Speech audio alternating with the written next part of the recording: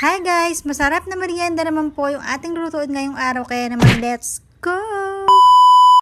Yung gagawin nating sandwich ngayong araw ay napakasarap nito pero napakadali lang gawin. So bali eto, meron nga pala ako ditong kalahating piraso ng sibuyas. Ginamitan ko na ito ng food chopper and syempre meron tayo ditong 2 pirasong nilagang itlog. At guys, gamit nga itong tinidor, dudurugin natin na maigi itong ating nilagang itlog. Pagkatapos lalagyan ko ito ng 2 kutsara ng mayonnaise. Tinimplahan ko na nga rin pala ito ng konting white pepper at saka ng konting asin. Inilagay ko na nga rin pala dito yung hiniwa kong sibuyas para sabay-sabay ko na itong imekos-mekos guys. At dahil nga po ito guys ay egg sandwich, kaya naman ilalabas ko na dito yung aking pangmalakasang tinapay. And hindi ko na nga pala tinost yung ating tinapay kasi gusto ko dito yung medyo soft ng kaunti. Sobrang sarap talaga nito guys. Itry nyo na, pwedeng pangbaon ng inyong mga anak sa school and pwede rin nila itong pang merienda. Sobrang sarap po talaga nito and masarap din po itong kapartner ng mainit na kape. Kaya naman itry nyo na.